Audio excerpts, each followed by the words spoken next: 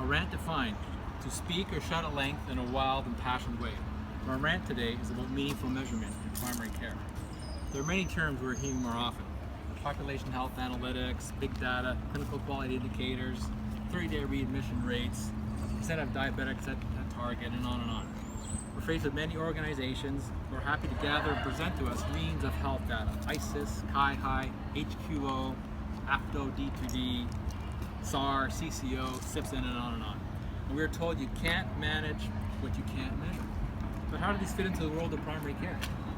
Do these measures reflect what it means to provide quality primary care? We know that countries with strong primary care sectors have healthier populations. Countries with higher ratios of primary care physicians have lower rates of general mortality, infant mortality, mortality from specific conditions such as heart disease and stroke.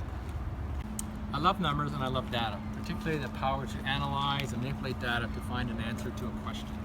The power of the Excel spreadsheet, where one keystroke will render sense into a mishmash of numbers and symbols, putting them into a logical, useful order. Although admittedly clunky, our EMRs do have some capability to search and analyze and practice data. Who in our list of hypertensive had their blood pressure checked in the last 6 months? How many are at target? On a practice level, data can be very useful, and a dedicated team is required to do this work. Pilots exist across the country that build on existing EMRs to make data extraction easier and more robust. But progress is slow, good ideas don't spread, and we are stuck with 1990s technology like desktop computers. Primary care has been described as being squishy, fuzzy, uncertain, touchy-feely. But there are two attributes of primary care that are unique: relationships and continuity of care. We have a relationship with our patients. We have established mutual trust, an understanding of individual values and preferences, and a shared decision-making approach.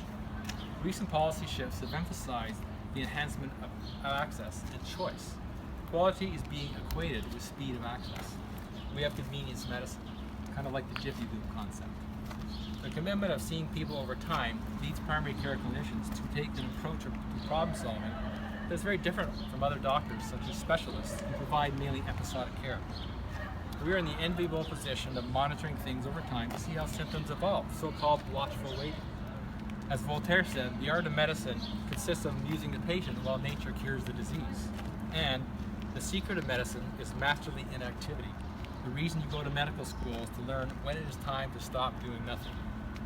Continuity of care has been described as a special magic ingredient of general practice that acts as a powerful antidote to harmful uncertainty and the over-investigation and over-treatment of people whose presentation is often chaotic.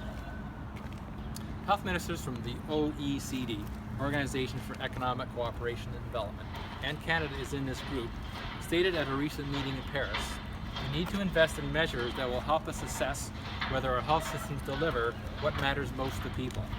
Reliance on mortality rates and clinical indicators gives only a partial view of the value of healthcare. They conclude, what people really care about is the impact on their well-being and their ability to play an active role in society. So that's what we should be measuring. So my impassioned plea to EMR designers and vendors, bring your interfaces into the 21st century. Let me use any device I want. Simplify the ability to extract data in a way that fits into our workflow. Allow us to maintain the physician-patient relationship and to advance the health of our practice population. And to policymakers to come up with ways to measure what is really meaningful. Get together and set up a one-stop shop for data and put resources, money, into areas that will truly allow people to enjoy a sense of well-being and play an active role in society. If you have any suggestions or ideas on what measurements you think are meaningful, see me around the conference or send me an email. Thank you.